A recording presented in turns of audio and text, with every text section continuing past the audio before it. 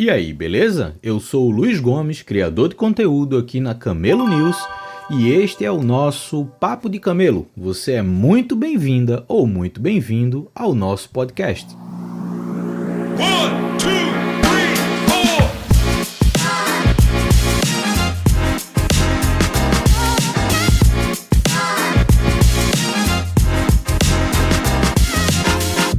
Estamos começando mais um Papo de Camelo. Hoje a gente vai conversar com Paulo Ibri. Acertei seu sobrenome, Paulo? É Ibri ou Ibri? Ibri. Ibri. Então a gente vai conversar hoje com Paulo Ibri, da Typical, e a gente vai entender um pouquinho mais sobre o modelo de negócio deles, como é ter uma empresa onde, além de tecnologia, você tem produto, você tem fabricação, distribuição, enfim. Vai ser um papo onde a gente vai conseguir falar sobre coisas interessantes para quem está no ecossistema de startups e quem quer pensar negócios além de software. Então, Paulo, como eu sempre começo com todo mundo aqui, a primeira pergunta que eu lhe faço é: quem é você e como é que você chegou até aqui? Luiz, antes de mais nada, queria agradecer o convite. Um prazer estar aqui com você, um prazer participar do programa.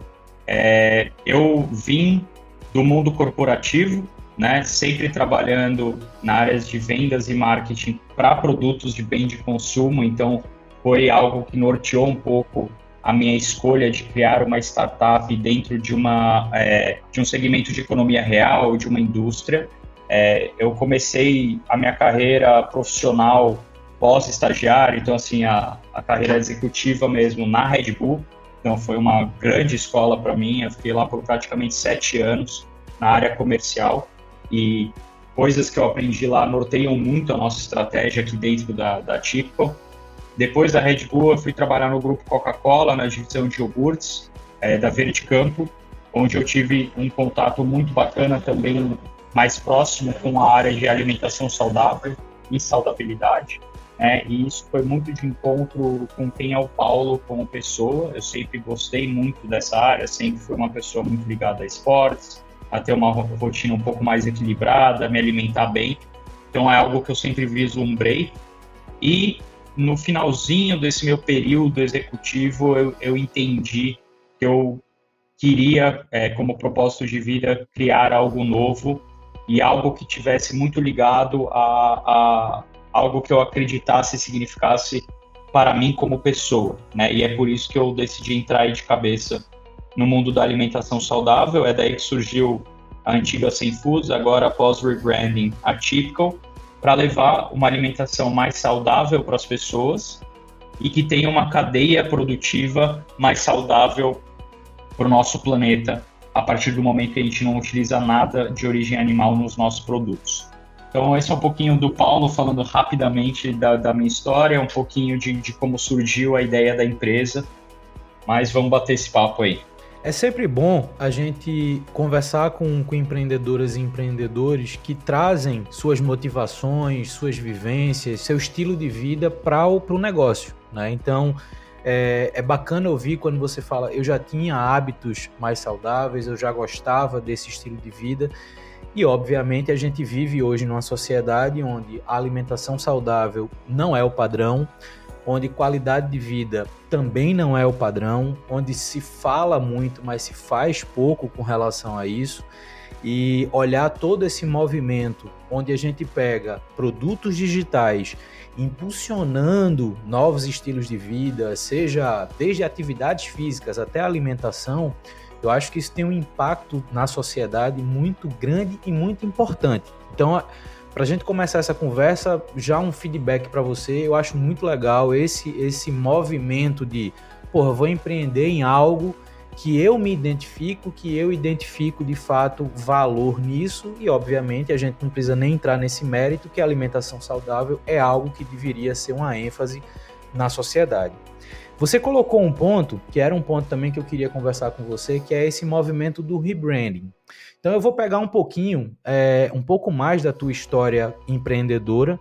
É bacana saber que você veio antes também da economia real, também do lado industrial, mas eu queria misturar duas perguntas em uma. Primeiro como foi os primeiros passos? Como você tirou, no caso, Sem Foods, né, da cabeça, do papel, para colocar no mercado? Quais foram os primeiros desafios que você enfrentou? E como foi você chegar hoje no que é Atypical? A gente sabe que um rebranding não é só uma mudança de nome, muitas vezes tem uma mudança de proposta, uma mudança de valor entregue ao mercado. Então eu queria juntar essas duas perguntas. Desafios iniciais com a 100 Foods e essa mudança para Atypical. Como é que foi isso para vocês? Perfeito, ótima pergunta. Ela é complexa, então se eu deixar de responder alguma coisa, fica à vontade para focar em algum ponto. Mas a 100 Foods, né, acho que como qualquer startup sendo economia real, ela parte de uma ideia, né, de um conceito do seu produto, seja um produto real, seja um app, seja um software.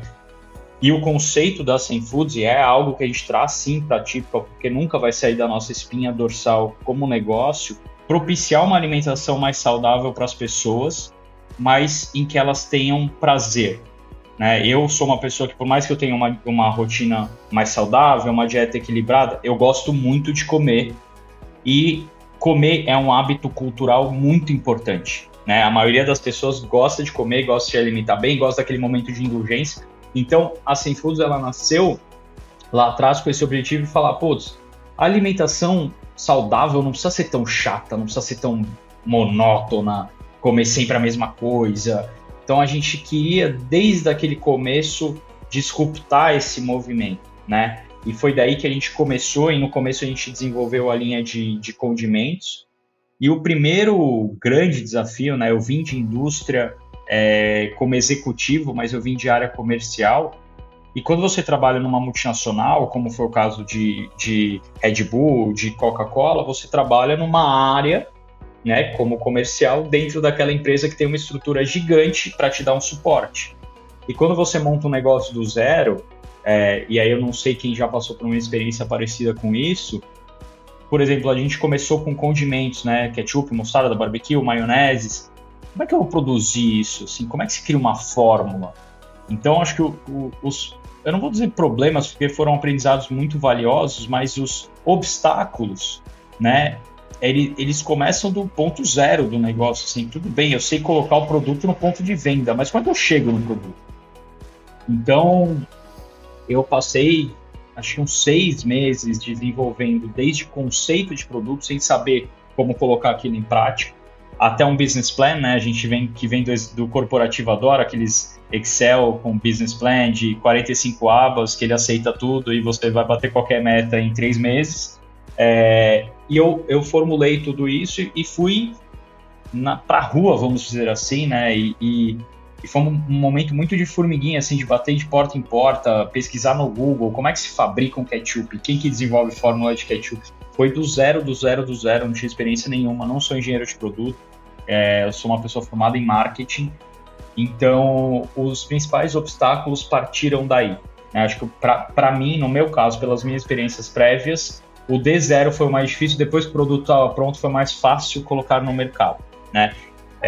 Mas economia real é um grande desafio, né? Principalmente no Brasil, a gente tem muitos dificultadores no meio do caminho. Você pode falar de carga tributária, de cadeia logística, é super complexo, mas se você conseguir se organizar bem, você, do melhor jeito brasileiro, consegue ir burlando algumas coisas e fazendo do seu jeito, né? Burlando no bom sentido, eu digo assim, desviando de obstáculos e fazendo acontecer, que no final do dia é o que o mais empreendedor precisa fazer, né?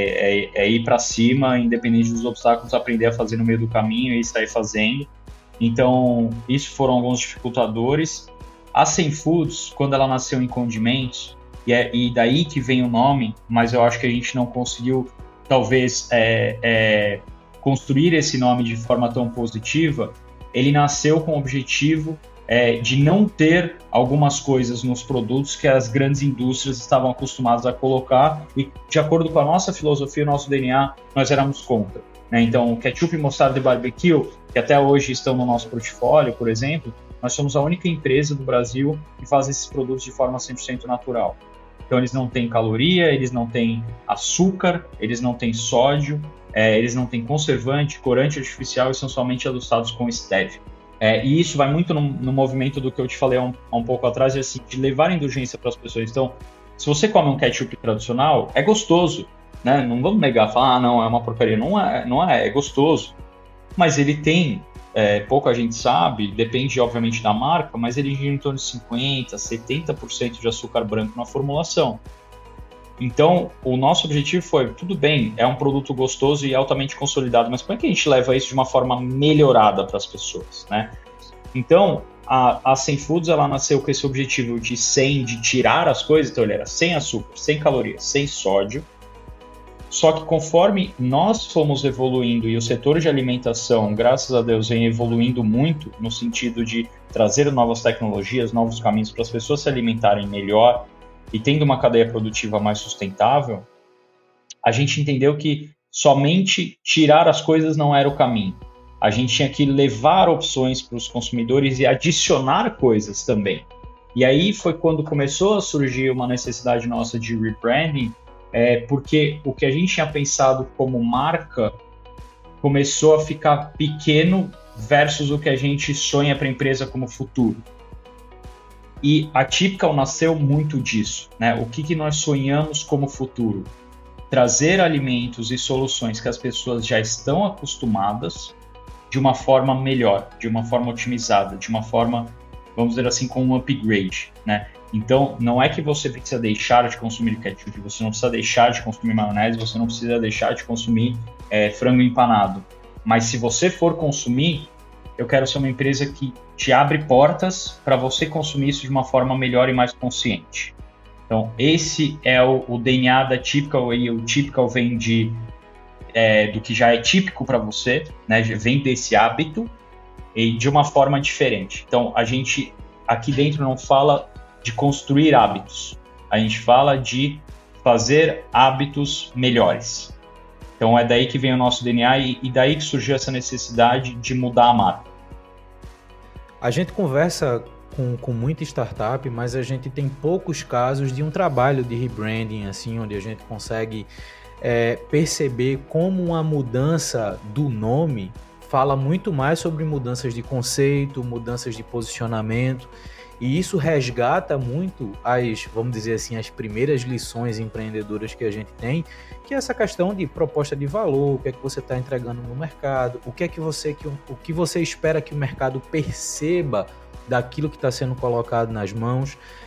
E eu acho que esse processo de evolução de vocês, literalmente, ele aponta para uma série de lições que a gente poderia ver mais no ecossistema de startups. E aí eu queria trazer também uma provocação em cima disso que você falou, porque quando a gente olha hoje casos de startups que têm produtos além da tecnologia, que têm um produto físico, que têm uma entrada em mercados tradicionais, vamos dizer assim, a gente geralmente pega pessoas que estão fundando aquele negócio que vêm desses mercados. E aí você colocou uma coisa que eu acho legal, que eu acho que a gente pode falar um pouquinho mais.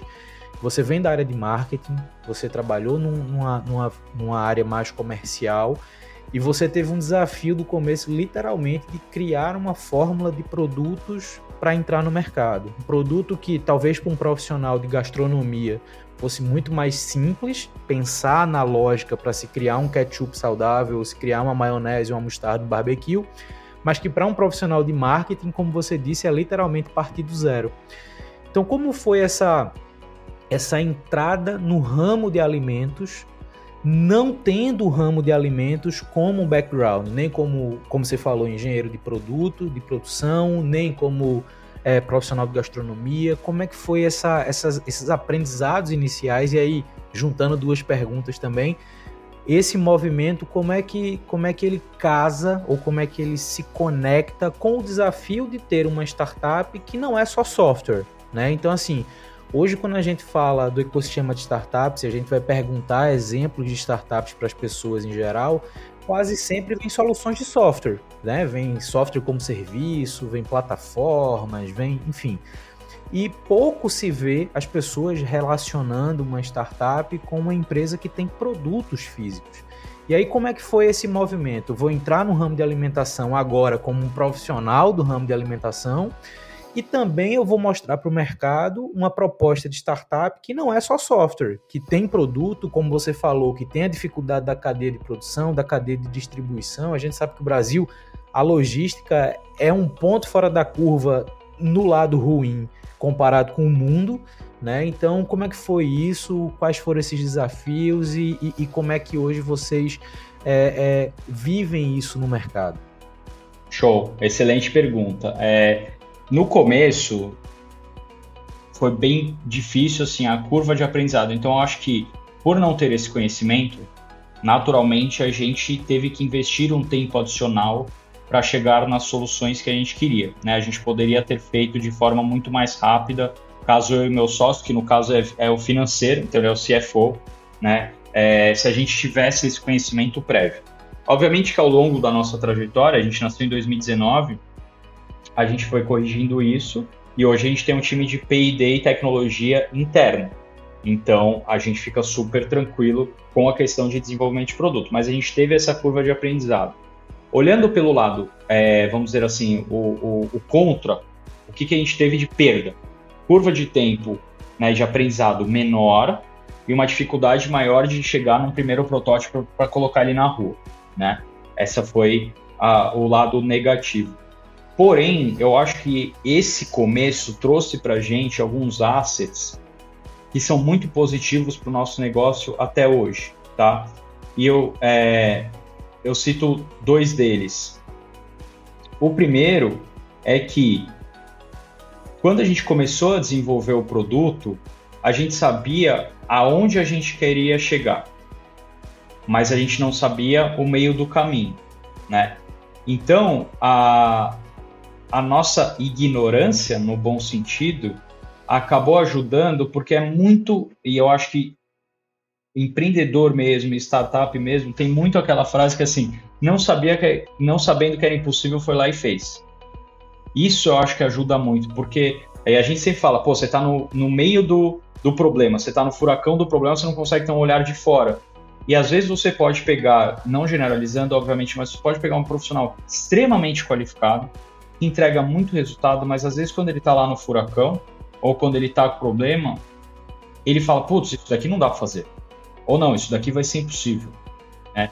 Então, voltando nos dois pontos, acho que o primeiro foi muito bom, porque assim, a gente sabia onde queria chegar. Ninguém vai me falar que não dá para fazer. Vai ter que dar para fazer. Porque eu sou tão ignorante no assunto que, cara, eu não consigo imaginar a complexidade de fazer um ketchup 100% natural. Então a gente vai ter que criar. E foi assim que nasceu. O primeiro produto era horroroso.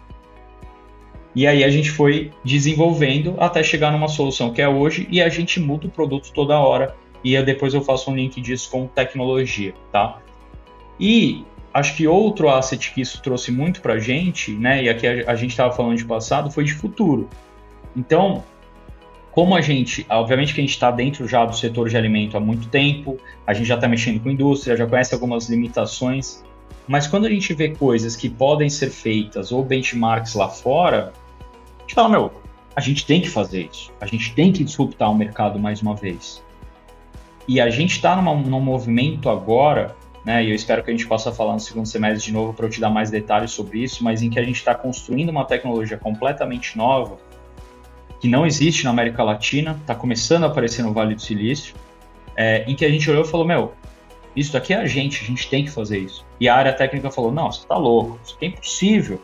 Os caras estão gastando $500 milhões em pesquisa. Tá bom, mas a gente vai fazer. E a gente está nessa há quase 2 anos, né? E a gente vai lançar no segundo semestre. Então, eu acho que essa ignorância, a gente conseguir olhar pelo lado positivo, ela tem algo muito bom. Porque você acaba desafiando o status quo das pessoas que têm muito conhecimento, e depois elas vão ser as melhores do mundo para executar. Mas, em alguns momentos, o seu olhar pode acabar sendo menos míope. E acho que é daí também, obviamente, que para tudo, ter um time multifuncional é muito valioso. Porque cada um consegue, da mesma forma que eu sou um cara comercial, às vezes é uma pessoa de fora e a gente incentiva muito isso aqui dentro. Fala, pô, Paulo, mas por que você não vende assim? O cara nunca vendeu na vida. Você fala, caraca, podemos testar isso aí. Então, assim, tudo pode ser novo, né? Ainda mais dentro de uma startup. Você pode fazer as coisas de um jeito diferente. Então, acho que isso foi muito positivo. E aí, quando a gente fala, né, de economia real, que foi um ponto que você colocou, eu acho que é muito importante a gente diferenciar, porque a Típica hoje está num segmento chamado de Food Techs, né? Então, olhando assim, segmento de startup, a gente estaria alocado juntamente com um iFood, que é uma food tech, né? Que criou um puta negócio. Só que eu estou com uma economia real. Mas não é só porque eu estou na economia real e não sou um software que eu não tenho tecnologia dentro de casa. É isso que a gente gosta muito de separar e é por isso que a gente está vindo com uma nova tecnologia no mercado no segundo semestre que ninguém nunca viu. Então, quando a gente para olhar segmentos, óbvio que health techs, fintechs, né, são setores que eles já vêm sendo disruptados há muito tempo. Então, você vê setor de transporte, que era muito importante, a Uber chegou e revolucionou, né? Health techs, a gente tem vários exemplos positivos aqui no Brasil. Se pegar a Alice, né, está revolucionando o segmento de saúde. Fintech, não preciso nem falar, são milhares, né? Só que quando a gente para pensar, o que é necessário a gente fazer fisiologicamente? Dormir, comer e beber água. Só que o setor de alimentação, ele não passou por nenhuma inovação. A cadeia de alimento é a mesma, a cadeia de agricultura é a mesma, você tem não sei quantas 1.000 toneladas de produto jogadas fora por ano por ineficiência do sistema alimentar, e você tem uma cadeia alimentar muito baseada em proteína animal, e aqui eu não vou entrar na discussão do animal em si, mas quando você olha a cadeia produtiva, já é comprovado por A mais B que a produção de carne, seja carne branca ou carne vermelha, não vai acompanhar o crescimento populacional, não vai acompanhar. Então é um segmento que está carente de disrupção, ele precisa de algo novo, senão a sociedade vai passar problema. Então, às vezes a gente fala, putz, a economia real é mais um produto de prateleira, mas sem esses produtos a gente vai ter muito problema lá na frente, né? Então, acho que esse é o primeiro ponto. E aí, quando a gente fala de tecnologia, a gente, de novo, está desenvolvendo uma tecnologia que vai ser patenteada, né? Então tem tecnologia por trás, só que ela é aplicada no produto que você vai comer, não está no seu celular, né? Essa que é a diferença.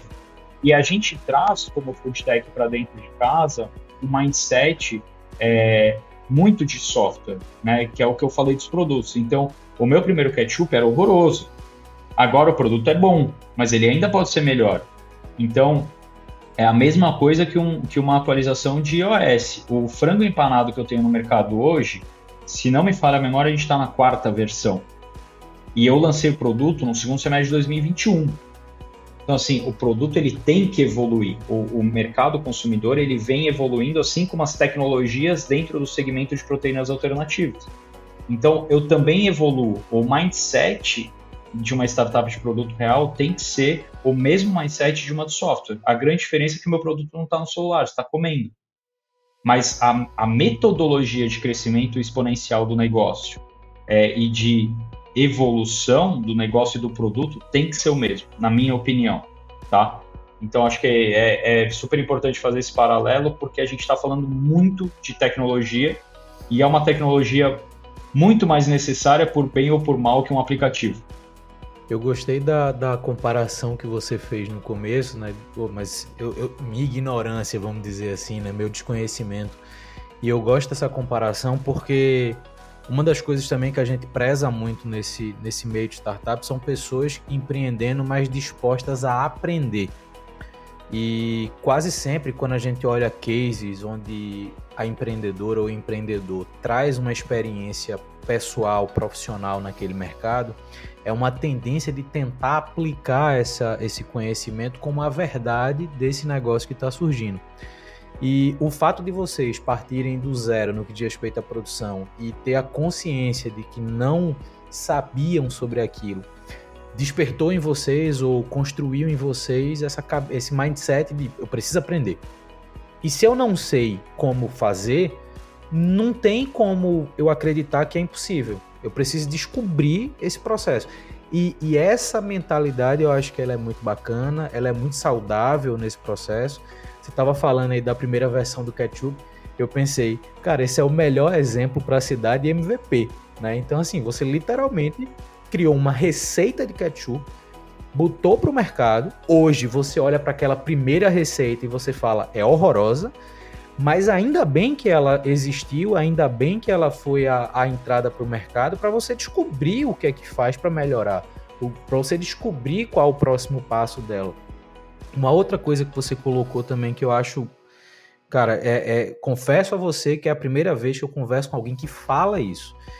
Você está atuando com uma tecnologia de economia real, de um produto tangível, palpável, mas você colocou com uma clareza muito grande a proposta de, bicho, eu sou uma startup de tecnologia que você não tem no celular, você come, mas a minha cabeça e o meu comportamento tem que ser igual a de quem está desenvolvendo uma tecnologia para celular, né? Um software, um serviço digital. E isso eu acho muito bacana, por quê? Porque quando a gente faz um paralelo disso que você falou com a mesma indústria de alimentos que a gente tem como tradicional, né? Os grandes fabricantes de comida e de toda essa composição do mercado de alimentos, a gente pega muito aquela máxima de minha fórmula tem que durar 100 anos. Aquele produto, ele tá daquele jeito e ele tem que ser daquele jeito e é por isso que as pessoas vão me consumir. Só que, na real, o que você está trazendo é que a dinâmica, não só de mercado de software, mas a dinâmica da sociedade sustenta uma proposta de evolução no que a gente come também, né? Então, essa visão de, cara, as nossas provisões de proteína animal, elas não acompanham a demanda que a gente vai ter de sociedade. E você já entender que esse é um movimento que precisa de uma adequação, que a tua fórmula de um produto precisa mudar, seja na constituição dele, seja na apresentação, na dinâmica de venda, e isso ser a mesma dinâmica de você desenvolver um software, cara, parabéns. É isso que eu particularmente nunca ouvi. E eu acredito muito que quem está ouvindo a gente aqui ou ouviu pouquíssimo ou também não ouviu alguém falar sobre isso com a clareza que você falou. Então esse ponto, cara, sensacional. Outro ponto que você colocou, só para não deixar ele passar, é isso que você falou do lançamento do segundo semestre, que traz uma discussão que eu também queria ver mais nesse ecossistema, que são startups criando suas patentes, né? Você fez uma comparação com o que está sendo feito hoje no Vale do Silício, e uma das coisas que sustenta o que a gente entende hoje como Vale do Silício é a capacidade de você criar patentes, né? As empresas de tecnologia, ou aquelas, principalmente as mais antigas, as maiores e mais consolidadas, cara, tem uma fonte de renda praticamente voltada às suas patentes, e esse desenvolvimento de pesquisa, esse desenvolvimento de uma estrutura formal daquilo que você está colocando no mercado, isso também deveria ser mais explorado entre as startups, né? A gente pega muito um movimento onde os produtos eles parecem meio que, não desmerecendo, mas eles parecem muito cópias uns dos outros aplicados a mercados diferentes ou a propostas diferentes. Quando você chega, não, eu vou ter uma patente minha. Você está mostrando para o mercado que, cara, eu tenho algo que foi desenvolvido por mim e que eventualmente outras empresas vão poder usar, mas eu vou me beneficiar disso, sabe? Então, isso é algo também que eu achei muito bacana. Acho sim que tanto vocês quanto outras startups deveriam investir mais nisso, na pesquisa, no desenvolvimento da propriedade intelectual daquilo que estão fazendo, seja aplicado à economia real, seja aplicado a software. Então, esses são pontos que me chamaram a atenção nessa sua resposta e, assim, eu recomendo quem está ouvindo a gente prestar atenção nisso, buscar mais informações sobre isso. E, cara, indo nessa linha da evolução do negócio, a gente sabe que 8 a cada 10 startups vão ter demandas de captação de investimento. No caso de vocês, talvez ali no início até uma demanda maior para você viabilizar a produção daquele volume inicial de molhos e etc. Então, existe essa demanda de captação. Existe também hoje um cenário onde o acesso a investimento ele não está tão fácil como era pré-pandemia, né? Então, se a gente for olhar para esse cenário de investimentos, ele está mudando um pouco, o que para vocês pode não ter um impacto tão grande, porque como você está ligado à economia real, você tem como metrificar a relação custo-receita de uma forma muito mais tangível do que a venda só de software. Mas eu queria trazer esse ponto do investimento, porque olhando a história recente de vocês captaram investimento com o Bernardinho, e aí eu queria, de novo, misturando sempre duas perguntas, né? A primeira, dessa relação de captação de investimento para o teu produto, para a tua tecnologia, E essa abertura de um perfil de investidor que tem surgido cada vez mais forte no ecossistema de startups, que são pessoas que vêm de outros contextos, que trazem outras experiências e que têm interesse em investir em tecnologia de uma forma mais ampla. Como é que foi esse processo para vocês? Eu não sei se foi a primeira captação ou a última, enfim, mas conta um pouco dessa relação de vocês com captação de investimento e esse case específico com o Bernardinho. Legal. Foi a nossa segunda captação, né? Agora foi uma rodada que a gente chama de Seed. A gente chegou a fazer uma rodada anjo em 2020. Agora, no final de 2022, como você comentou, a gente finalizou a Seed. Dentro dessa Seed, entraram como sócios Bernardinho, Bruninho, também é sócio nosso, é o filho do Bernardinho, e um fundo de investimentos, de Venture Capital. Então, acho que a gente teve um timing muito bacana de captação, porque é um momento em que o mercado começou a secar um pouco em termos de venture capital, como você comentou. Então, enquanto outras empresas já estavam, vamos dizer assim, numa rotina de queima de caixa um pouco mais acelerada, já se programando para uma próxima captação, a gente conseguiu captar e entrar numa zona aí um pouquinho mais favorável de tranquilidade, conforto a gente nunca pode ter, mas de tranquilidade para pensar com mais calma nos próximos passos, né? O mercado de Venture Capital, ele vai ser muito difícil em 2023, mas, de novo, se você for empreender achando que o muito difícil é impossível, nem comece, né? Então, a gente acredita que sempre, e eu já ouvi diversos fundos falando isso, sempre tem espaço para projetos fora da curva. O que eu acredito que está acontecendo é muito projeto similar, como você comentou. Antes era até mais fácil nesse contexto, captar investimento, até porque a economia estava ajudando. No nosso caso aqui, a taxa Selic era mais baixa, então você acaba tendo mais apetite para risco, é natural. E o apetite para risco hoje em dia está menor, mas ele existe. Então, aonde há bons projetos e boas pessoas para tocar os projetos, eu acredito que vai haver boas captações, só que elas vão ser mais escassas, né? Então, cada um tem que procurar o seu espaço, procurar como se reinventar dentro do seu próprio negócio, seja para ter um P&L mais saudável, seja para ter um plano de negócio inovador.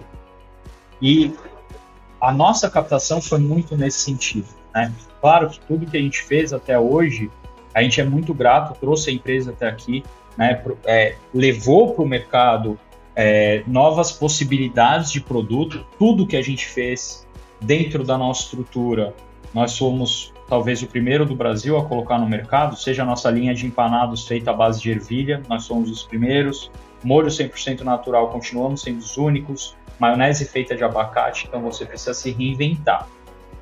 O que acontece é que, dado esse movimento e o que a gente acredita como futuro da alimentação, a gente está dando um passo agora de reinvenção muito arrojado, né? Muito exponencial, que pode levar não só a empresa, mas o mercado para um outro patamar. E isso fez muito sentido para o fundo e no caso do Bernardinho, não só de ver como o nosso negócio vem evoluindo ao longo do tempo, mas como a gente é eternamente, no bom sentido, descontente com o status quo e querendo sempre se reinventar, não só como negócio, mas como produto e como tecnologia. E a partir do momento que a gente quer se reinventar, e a gente já provou, né? A gente começou em molhos, ketchup e mostarda barbecue, aí a gente entrou em maionese, a gente entrou em produtos análogos à carne, né? As proteínas à base de ervilha que a gente tem, conseguiu colocar no mercado e agora está construindo uma tecnologia inexistente na América Latina. O investidor entendeu que a gente consegue, passo a passo, comprovar o nosso modelo, né? A nossa estratégia de negócio, reinventando o que a gente acredita como alimentação saudável.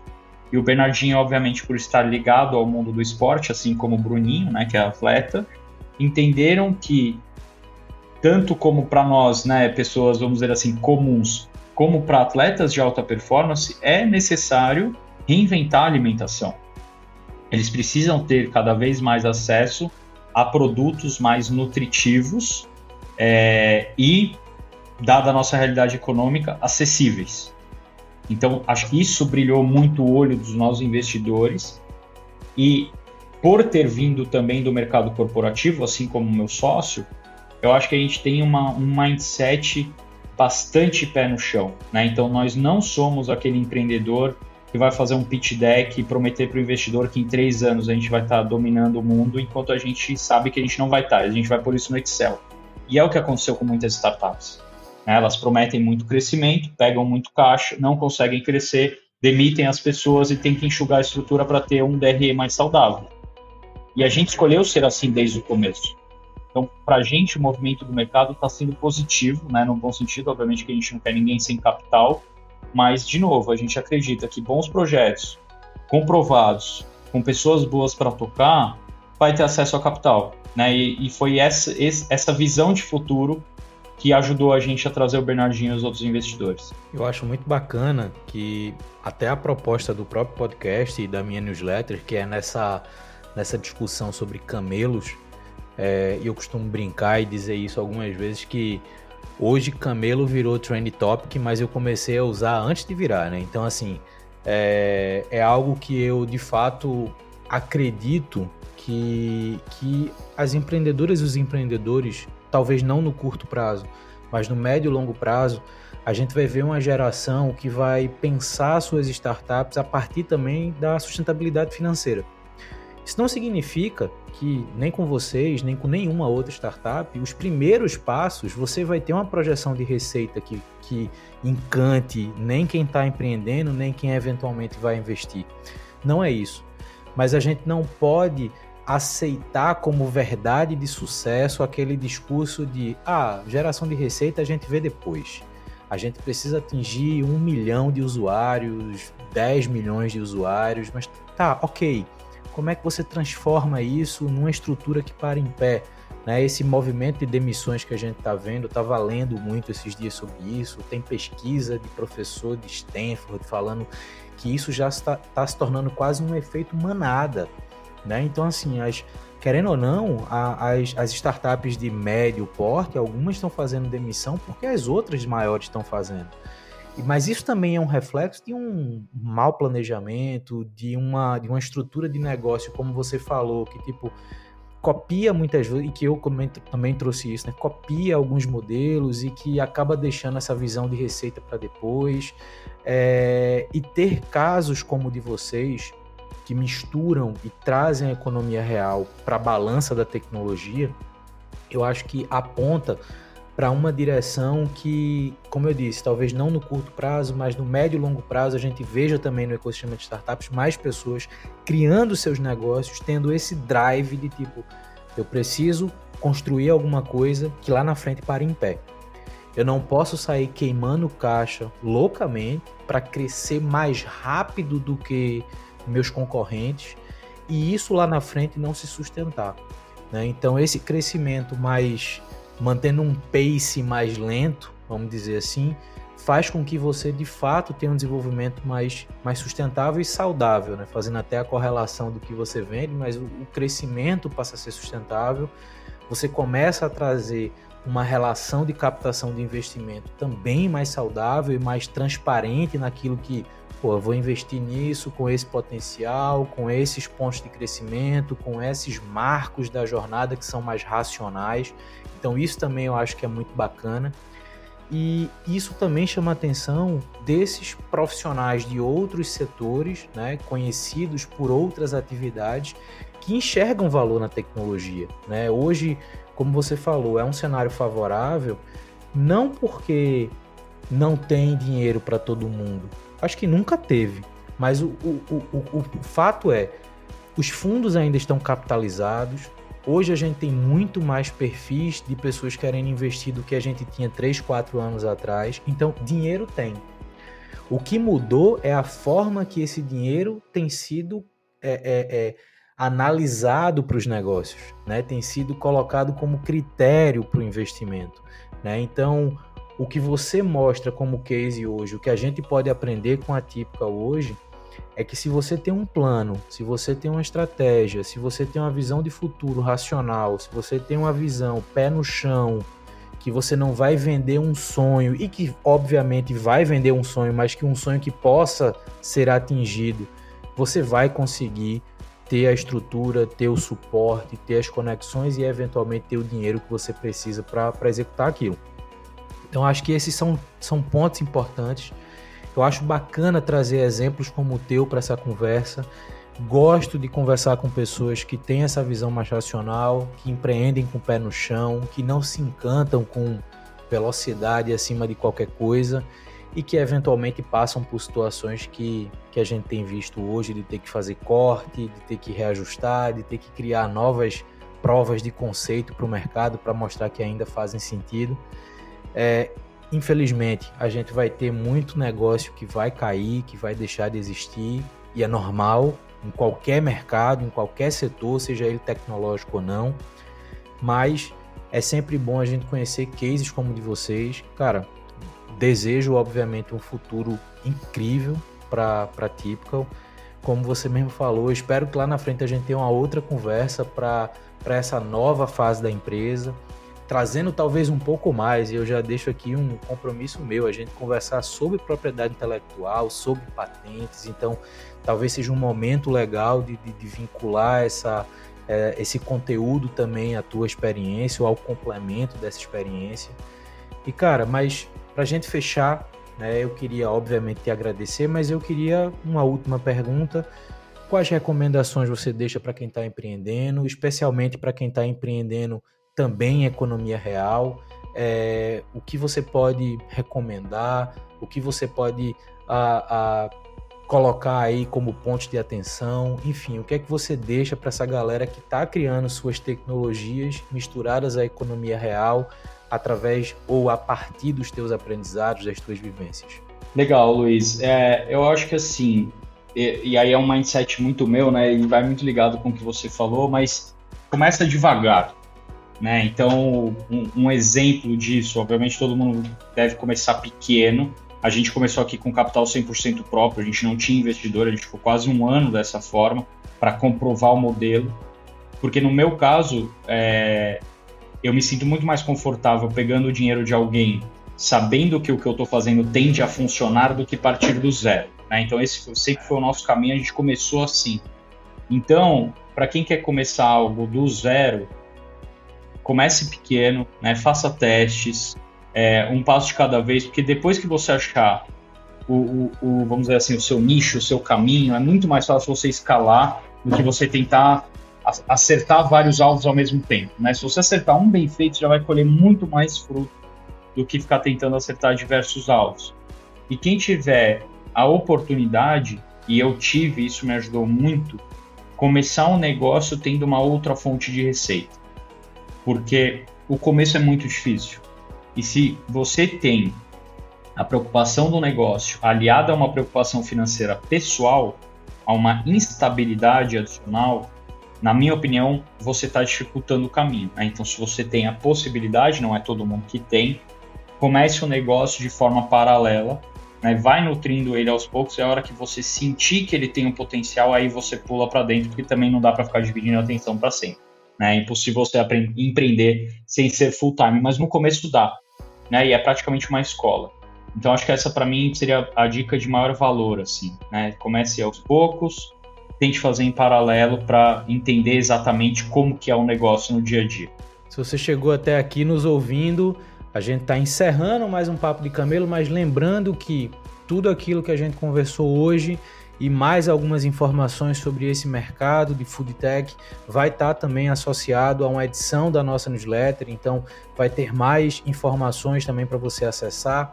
Todos os contatos, tanto do Paulo quanto da Tipical, também vão estar na descrição desse episódio e na newsletter. Então, se você quiser saber mais, quiser acessar as informações sobre a empresa e se conectar com o Paulo, a gente vai deixar isso também linkado nas descrições, tanto do episódio quanto da newsletter. Então, se você chegou até aqui, muito obrigado. Paulo, mais uma vez, muito obrigado pela conversa e a gente se escuta no próximo Papo de Camelo. Valeu! Obrigado, foi um prazer.